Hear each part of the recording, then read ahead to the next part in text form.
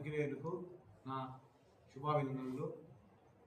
అన్నమయ్య జిల్లా చౌడేపల్లి మండలం దిగువపల్లి గ్రామంలో కొండ మీద వెలిసి ఉన్న శ్రీ బోయకొండ గంగమ్మ అమ్మవారికి ఈ సంవత్సరము గత సంవత్సరం కంటే అధికంగా ఆదాయం వచ్చిందని నేను భావిస్తున్నా. గత సంవత్సరము 12,19,82,000 రాగా ఈ సంవత్సరము 16,30,97,000 రూపాయలు వచ్చింది. ఈ మొత్తం ఆదాయంలో ఒక సంవత్సరం అనగా ఏప్రిల్ 2025 నుండి మార్చి 2026 ఒక సంవత్సర కాల పరిమితి వచ్చింది.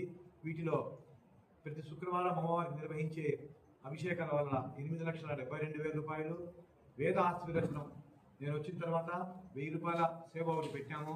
వాటిలో టికెట్ తీసుకున్న భక్తులకి వేద ఆశీర్వచనం చేపించి కండువా, జాకెట్టు, అమ్మవారి 2 లడ్డూలు ఉచితంగా ఇచ్చే స్కీమ్ ఒకటి పెట్టాను. ఆ సేవ వలన 26,95,000 రూపాయలు వచ్చింది. తర్వాత లఘు దర్శనం 500 రూపాయల టికెట్తో 17,40,000 రూపాయలు వచ్చింది. గత సంవత్సరం ఆ టికెట్ మాత్రమే అమ్మేవాళ్ళము. ఈ సంవత్సరము కొందరు మన పాత్రికేయ మిత్రులు సలహాలతో సూచనలతో నేను 500 టికెట్ కొన్న వారికి ఏదైనా బహుమతిగా ఇస్తామని ఏప్రిల్ 1 నుంచి 2 లడ్డూలు, చిన్న లడ్డూలు ఉచితంగా ఇస్తున్నాము. ఇది చౌడేపల్లి ఆంధ్రజ్యోతి రిపోర్టర్ గారు కూడా వాళ్ళ పేపర్లో ప్రకటించినారు ఇది విషయము. తర్వాత పెద్ద భోగం 200 రూపాయలు హోటల్ ఎంట్రన్స్కి ఫీజుకు 30,15,000 వచ్చింది. హుండీలు 5,13,13,000 వచ్చింది.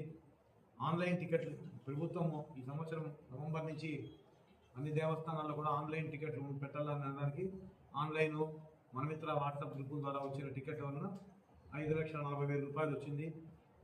ఎస్బీ ఇంట్రెస్ట్ 12,83,000 వచ్చింది. అదేవిధంగా ఇక ఎంబోలు ఇతరత్ర వేలాల వలన బహిరంగ వేలాల వలన అమ్మవారికి 16,30,00,000 వచ్చింది. అంటే గత సంవత్సరం ఈ సంవత్సరంకు 4,11,00,000 అధికంగా వచ్చింది.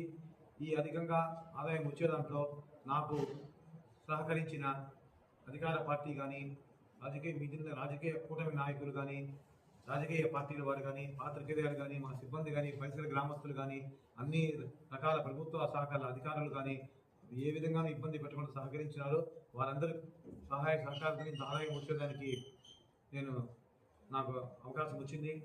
ఈ వచ్చిన ఆదాయంలో ఈ సంవత్సరం నేను గత సంవత్సరం కమిషనర్ గారి దేవాదాయ శాఖ విజయవాడ వారి పర్మిషన్తో 5 కోట్ల వర్కులు తెచ్చి అభివృద్ధి పనులు జరుగుతున్నాయి. అంతా 75% వచ్చేసినాయి. ఇంకా 5 కోట్లకు కొండ కిందనే మెయిన్ అవన్నీ కూడా యాత్రికులకు వసతి గృహాలు కూడా ప్లాన్లు ఎస్టిమేట్ చేసి రెడీగా ఉన్నాయి.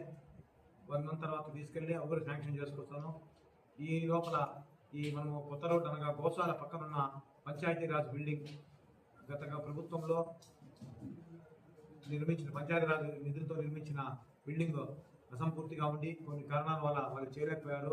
ఈ విషయము జిల్లా కలెక్టర్ గారికి నేను, పూలూరు నియోజకవర్గ ఇన్ఛార్జి గారు, మండల టీడీపీ లీడరు అంతా కలిపి కలెక్టర్ గారికి రిక్వెస్ట్ చేసుకుంటే ఆయన లాస్ట్ మంత్ నాకు ఆ బిల్డింగ్ పంచాయతీరాజ్ నుంచి మాకు స్వాధీనం చేసినారు.